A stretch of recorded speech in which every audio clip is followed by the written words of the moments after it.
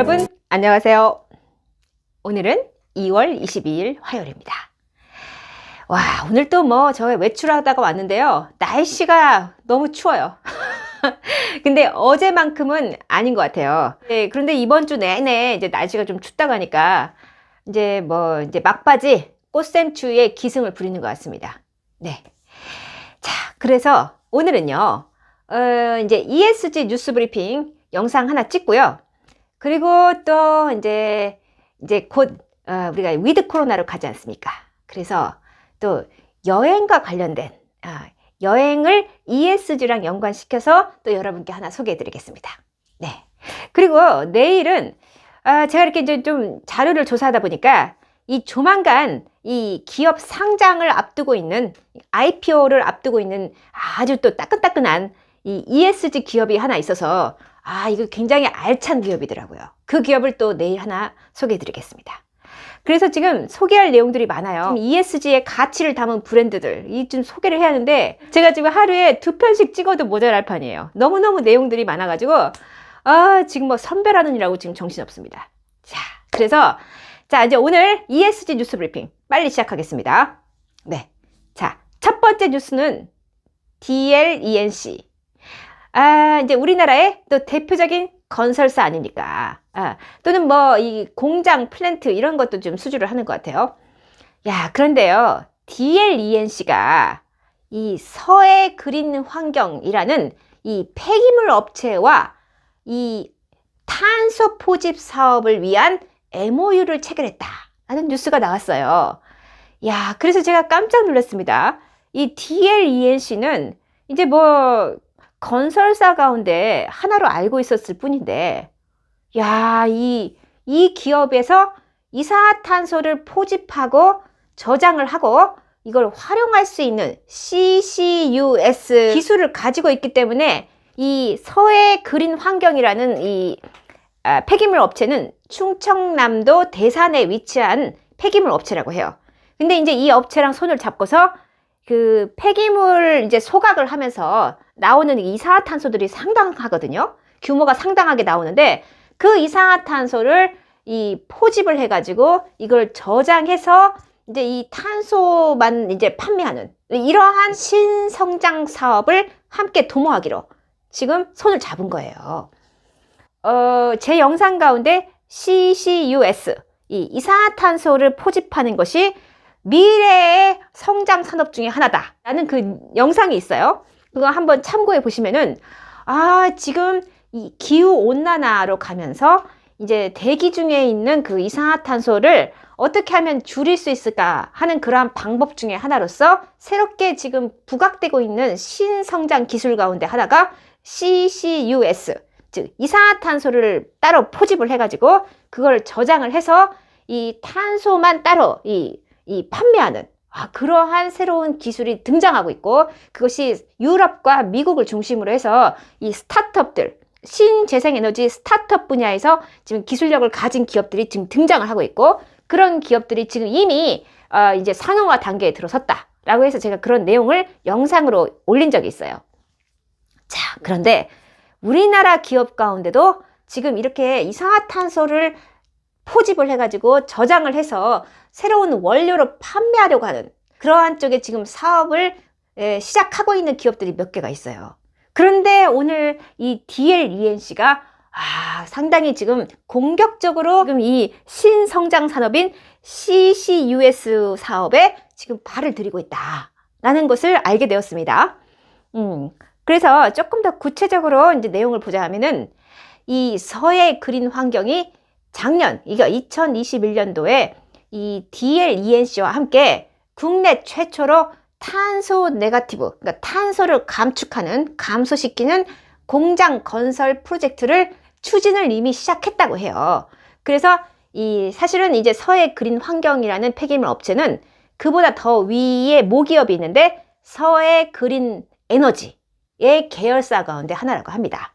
그래서 이 한국전력에 이제 그 산하에 있는 이 전력연구원에서 개발한 흡수제가 있어요. 그게 이 코솔이라고 하는데요. 이 새로운 그 흡수제를 적용을 해가지고 이산화탄소를 포집 설비하는 그 설계와 건설하는 작업에 이 DLENC가 참여를 하기로 했다고 합니다. 그런데 이 이산화탄소 포집 설비는 연간 약 6만 톤의 이산화탄소를 포집할 수 있는 역량을 가지고 있다고 해요. 그래서 이제 올해부터 착공을 시작해서 2024년도 상반기에 완공 예정이라고 합니다. 그래서 이 서해 그린 환경은요, 이산화탄소 포집 설비와 또는 이제 이 건설을 통해서 완전히 그러니까 폐기물 소각 업체에서 지금 친환경 사업으로 지금 변모해가는, 그러니까 폐기물 소각 업체에서 친환경 사업장으로 이 탈바꿈을 하는 비즈니스의 전환을 통해서 탄소 배출권을 확보할 수 있는 이 수익성 개선까지도 바라보고 있다고 해요. 이 쓰레기 소각장이 그 자체로 끝나지 않고 거기서 이 소각할 때 나오는 이산화탄소를 따로 포집을 하고 그걸 저장을 해서 완전히 친환경적인 사업장으로 변모할 수 있다면 그거는 당연히 환영해야 할 일 아닙니까? 그래서 이 서해 그린 환경이 DLENC의 그 우수한 그 이산화탄소 포집 건설 그 역량을 이제 한마디로 끌어들여서 이제 자체적으로 이 쓰레기를 소각하면서 나오는 그 수많은 탄소들을 이제 포집해서 저장을 해가지고 요거를 이제 판매할 수 있는 탄소 배출권을 이제 수익성 사업으로 개선을 시키게 되니까 이건 완전히 일거양득인 거예요. 그래서 제가 이제 이번에 DLENC를 완전히 새롭게 보게 됐습니다.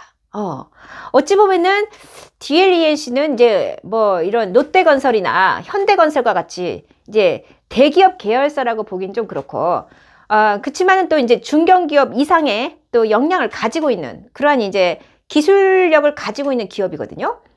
그런데 이번에 보니까 CCUS, 즉 이산화탄소를 포집하고 저장할 수 있는 그 플랜트, 공장을 건설할 수 있는 역량을, 그러니까 독보적인 기술력을 가지고 있는 회사였던 거예요. 그러니까 이 국내 건설사 가운데 가장 빠르게 지금 DLENC가 이 서해 그린 환경과 함께 CCUS를 지금 함께 그 플랜트를 건설하기로 먼저 스타트를 끄는 겁니다. 아니 사실 국내 대기업, 굵직굵직한 대기업 계열사들의 건설사들도 상당히 많은데 서해 그린 에너지가 DLENC를 선택한 이유가 있겠죠. 그거는 이 DLENC가 가진 이 독보적인 기술력, 그것을 점수를 줬다고 봐요. 그래서 그 기술력에 대한 신뢰를 바탕으로 해가지고 MOU를 맺었다고 보거든요. 그러니까 이번에 DLENC는 이 서해 그린 환경이라는 이 굉장히 큰 폐기물 업체와 이산화탄소 포집 및 그 저장 플랜트를 건설해 주기로 함으로써 이 CCUS 시장을 지금 선점을 하기로 했다라는 겁니다. 이게 제일 중요해요. 지금 다른 건설사 가운데 DLENC가 지금 이 CCUS 시장을 선점하고 있다는 겁니다. 그래서 지금 연간 100만 톤 규모의 CCUS, 즉 이산화탄소 포집 설비 및 저장 시설에 대한 기본 설계 경험과 이 차별화된 경쟁력을 가지고 있고 또 그것을 증명을 하게 됐다라는 거예요. 그래서 제가 지금 이 회사, 왜냐면 앞으로 이 이산화탄소 포집 및 저장하고 활용하는 그 플랜트, 그 공장은요 앞으로 훨씬 더 이 시장이 커질 거예요. 왜냐면 지금 탄소 배출권 때문에 특히 제조업을 하는 기업들은 이제 뭐 예를 들어서 뭐 철강업 또는 뭐 시멘트 산업, 오만 가지 그 제조 공정에서 이 이산화탄소나 온실가스가 엄청나게 배출되거든요. 결국은 자체적으로 그 내부에서 그러한 그 배출되는 온실가스를 포집해가지고 저장해서 재활용하는 쪽으로 지금 이 많은 지금 관심을 가지고 있어요. 왜냐하면 이 탄소 배출권을 시장에서 가서 사와야 하거든요. 그게 지금은 저렴하지만 앞으로 탄소 배출권 시장이 굉장히 커질 거고 지금도 탄소 배출권 그 가격이 올라가고 있어요. 그러니까 기업들 입장에서는 제조 공정에서 나오는 이산화탄소 배출량이 상당히 부담이 되는 거예요. 그러니까 이제 기업들 입장에서는 자체적으로 이산화탄소를 포집하고 저장할 수 있는 공장을 건설하려고 할 것 같아요. 그래서 DLENC가 지금 이 폐기물 업체랑 먼저 스타트를 끊었잖아요. 그러면 이제 다음번에도 지금 다른 공장을 운영하고 있는 제조업체에서 러브콜을 할 가능성이 있다라고 생각합니다.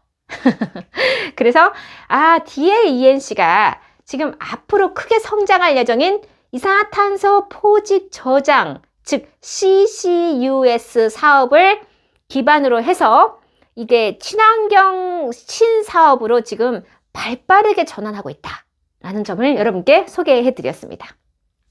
두 번째 뉴스는요, 현대모비스예요. 현대모비스 정말 처음으로 등장합니다. 네, 현대차는 등장한 적 있어요. 현대차, 기아차, 지금 뭐 자동차가 지금 전반적으로 반도체 수급이 안 돼가지고 뭐 이제 주가도 지지부진하고 실제로 지금 뭐 매출액이 지금 저조하죠. 그런데 이제 오늘 나온 소식을 보니까 이 현대모비스는 현대차나 현대기아차의 이 부품, 자동차 부품을 이제 제공을 하고 있는 그러한 제조업 기반이잖아요. 그런데 현대모비스에서 앞으로 반도체 및 자율주행 등으로 이 회사의 가치를 높이는데 좀 더 많은 투자를 할 것이며, 그래서 이 성장의 동력을 확보할 뿐만 아니라 이 주주가치를 제고하기 위해서 이 배당 성향을 앞으로 20%에서 30% 가까이 탄력적으로 운영을 해가지고 이 현재 실시하고 있는 중간 배당을 유지할 뿐만 아니라 앞으로 이 자사주, 자기 주식을 3,300억 원 규모로 매입을 해가지고 625억은 소각을 할 예정이라고 합니다. 그러니까 자사주를 소각을 한다는 거죠. 그러니까 현대모비스 주주들은 너무 행복할 것 같아요. 이번에 나온 뉴스를 보니까 현대모비스가 그동안에는 굉장히 좀 숨죽이고 있었던 것 같아요. 그런데 이번에 이제 제대로 기업 가치를 좀 높여보자.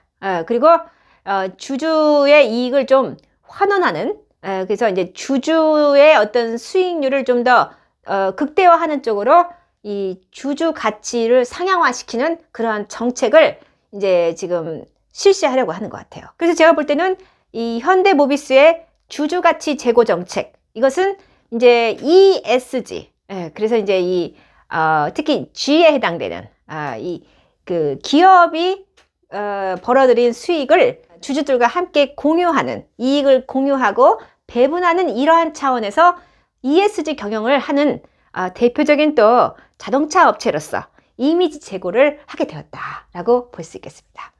세 번째 뉴스는요, 현대백화점이에요. 오늘은 좀 현대 계열사들이 좀 많이 나오네요. 이 백화점에서 우리가 물건을 사면은 이제 쇼핑백에 담겨서 주잖아요. 그런데 그 현대백화점의 쇼핑백을 100% 재생된 용지로 만든 친환경 쇼핑백으로 교체하기로 했다라는 소식입니다. 실제로 지금 현대백화점 같은 경우는 뭐 롯데백화점, 신세계백화점 이렇게 이제 쌍벽을 이루는 이제 고급, 이미지가 굉장히 고급스럽죠. 그래서 이 쇼핑백도 그동안 상당히 고급 용지로 만든 그러한 쇼핑백에 물건을 담아서 줬는데 차라리 그걸 포기를 하고 100% 폐지로 재활용한 그러한 친환경 쇼핑백으로 교체하기로 했다고 해요. 이게 쉬운 결정이 아니거든요.